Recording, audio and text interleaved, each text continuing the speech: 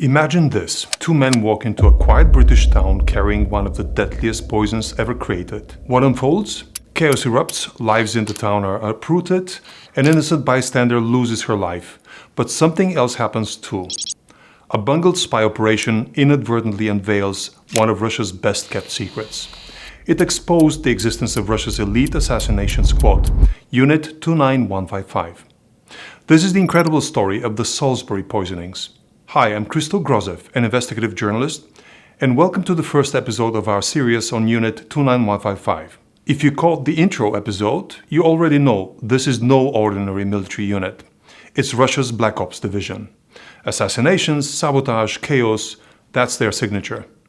And today, we're diving into the case that put them on the map, the poisoning of Sergei and Yulia Skripal in Salisbury. This isn't just a story about the failed assassination and a tragic, senseless murder in the aftermath.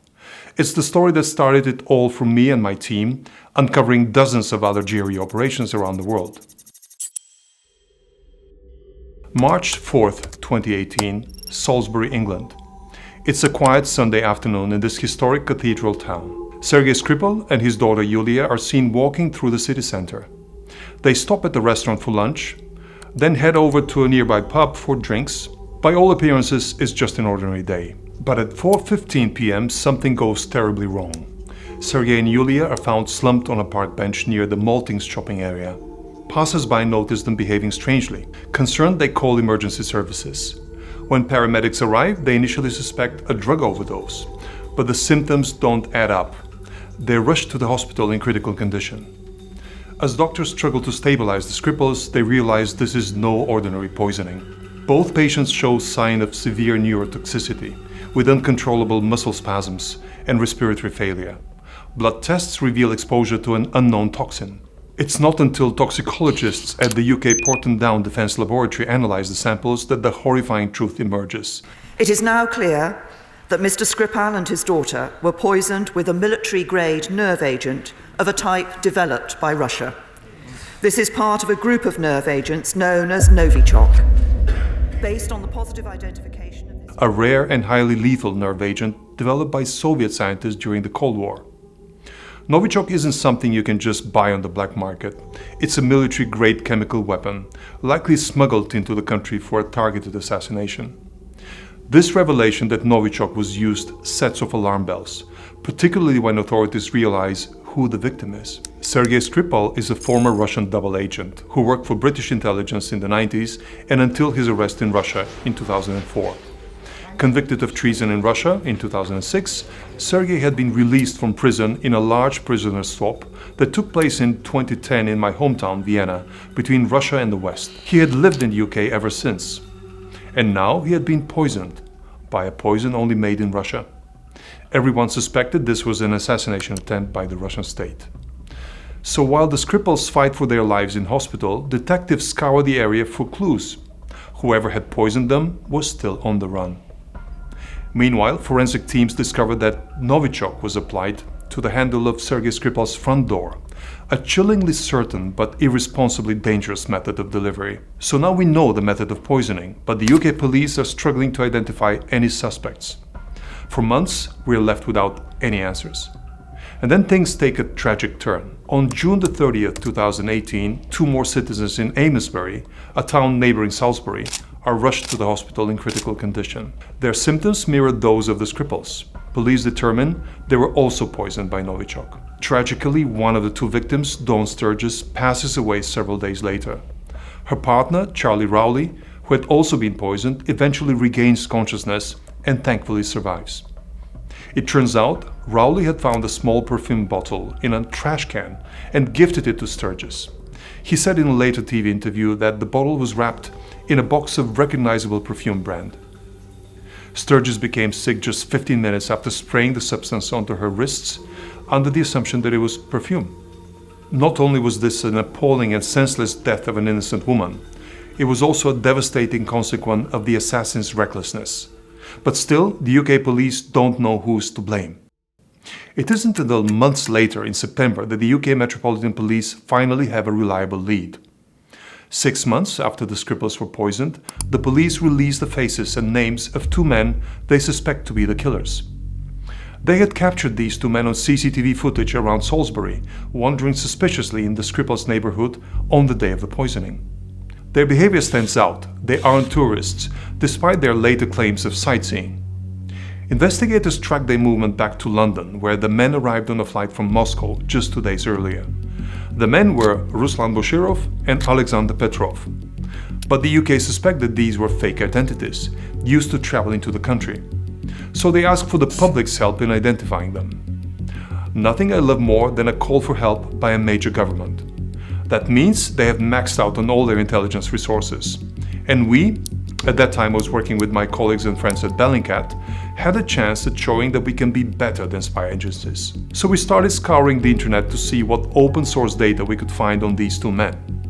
As you might expect, it was extremely sparse. There was no social media presence other than a single Facebook account with a touristy photo from Prague. We then turned to flight manifests and began searching for information about how the two men traveled to London. We found their names on a flight from Moscow to London, arriving on March the 2nd and leaving March the 5th, the day after the poisoning. This suspiciously aligned with the timeline of the attack. But it was the other information in the flight manifest that really made a difference. Specifically, we now had their birthdays and their passport numbers. The numbers caught our attention immediately, along with other Russian journalists who were investigating the story at the same time. We noticed that they were issued in sequence, just a few digits apart. That's highly unusual, even for family members or colleagues. It was our first clue that these were really cover identities issued by the Russian state, within a small window of time at that. Our next step was to start searching for these men in leaked Russian government databases. When we searched for Petrov and Boshirov in the National ID database, their records were incomplete. In Russia, it's necessary for every citizen to have IDs, also called domestic passports, starting at age 14. Without such a domestic passport, you can't vote, file for employment, register for cars or apartments. Everybody needs them. Usually for a man in his 40s, their ID file would list past domestic passports and other registration data from when they were younger. But suspiciously in this case, Petrov and Boshirov's records were very sparse. According to the Russian passport database, Petrov got his first passport in 2009, when he was in his 30s. Before that, he hadn't existed. Also on Petrov's ID file, we noticed that there was a unique black stamp, which listed a 7-digit number. Next to it were the letters SS in Russian, an abbreviation for something that means совершенно секретно, or top secret. At the time, we didn't know what to make of these numbers, but the SS and the suspicious lack of former IDs made us very confident that this was related to Russian intelligence. And that's when the story took an unexpected turn. It was September, several months after the poisoning, and we were still hard at work trying to figure out who these men were, where they had gone, and then they appeared on our TV screens, unbelievably. Pictures, Ruslan Boshirov and Alexander Petrov. Are those your real names?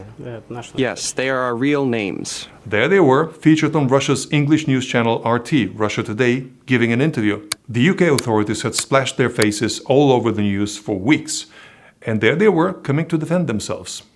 We all watched the interview with our jaws on the floor.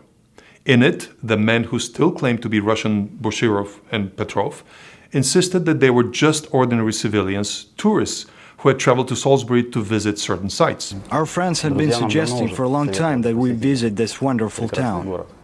Specifically, they noted that their visit was primarily to see the Salisbury Cathedral, which they described as being famous for its quote-unquote 123-meter spire and historical significance. There's the famous Salisbury Cathedral, famous not only in Europe, but in the whole world.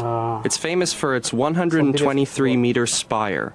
It's famous for its clock, the one of the first ever created in the world, that's still working. This was the most bizarre answer. If someone says they went to Paris to see the Eiffel Tower, maybe that's believable.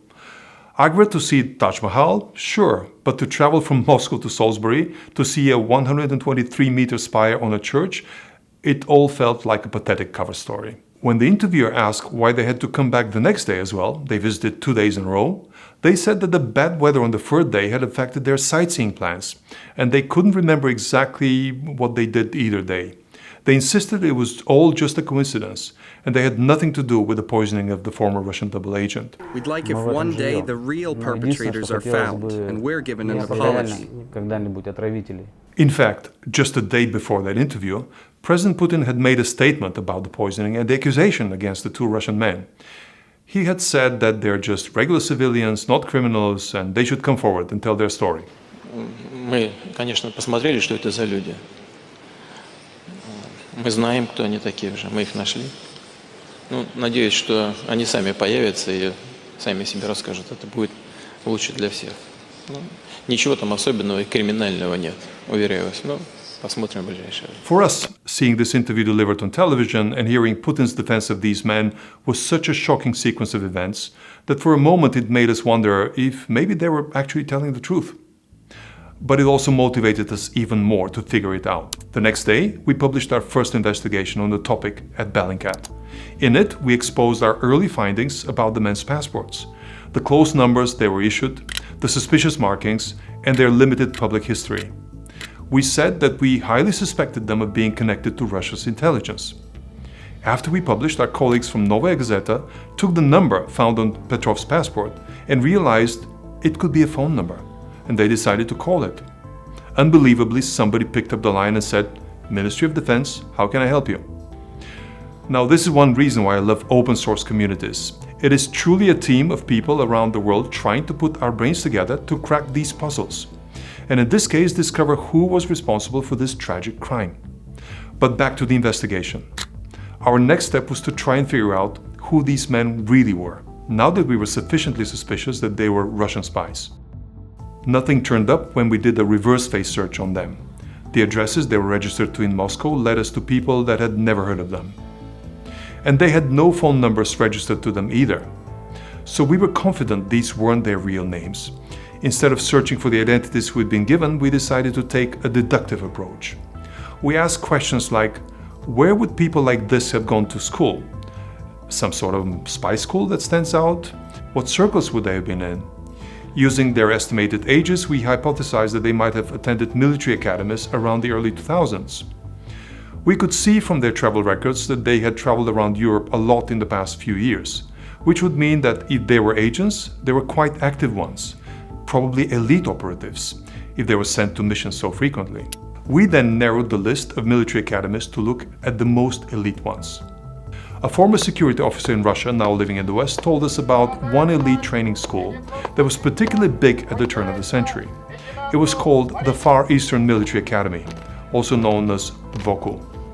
It was a known breeding ground for GRE operatives. Then we narrowed the years that we would have expected these two agents would have attended. Our estimate gave us a graduation date between 2001 and 2003. So that gave us a window to focus on. We combed through hundreds of photos of yearbooks from the academy during that window. Those were a few sleepless nights.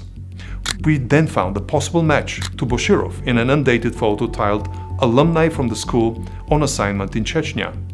The same picture was also used in a story from the school about heroes of Russia. These were two clues we could use. Maybe one of the agents had fought in Chechnya and had received awards there. We turned to Google. Simple search, Dvoku, Hero of Russia, Chechnya. One thing that surfaced in this Google search was an article from the Far Eastern Volunteer Union magazine. That story referred to a certain Colonel Anatoly Chepiga, a 2001 graduate of Dvoku Institute, who had fought in Chechnya and received more than 20 military awards, including a mysterious Hero of Russia award in December 2014 for a peacekeeping mission. But despite being highly decorated, there were no photos of Chepiga online. All the other heroes of Russia had splashy articles written about them, celebrating their accomplishments, but not Chepiga. Another clue. We really needed to find a photo of him somehow to prove that he was in fact Boshirov, or not. Then we found a social media video that an alumnus of that school had posted. It was a meandering video from inside the school posted on Instagram in 2017. As he was filming, the guy walked past the school's Wall of Fame, a wall that contains images of the school's alumni who had gone on to become heroes of Russia. In the corner, we were all pretty sure, we could see a man with a striking resemblance to Boshirov. This gave us even more confidence that Chepiga could be our guy. So we decided to search for a full passport file for Anatoly Chepiga in leaked databases. When we finally got it, it felt like Christmas morning. It includes all of his data and previous IDs going back until he was 14. Most importantly, it included 3 different photos. All of them were a near-perfect match for Ruslan Boshirov. So now, the first of the 2 suspects was identified.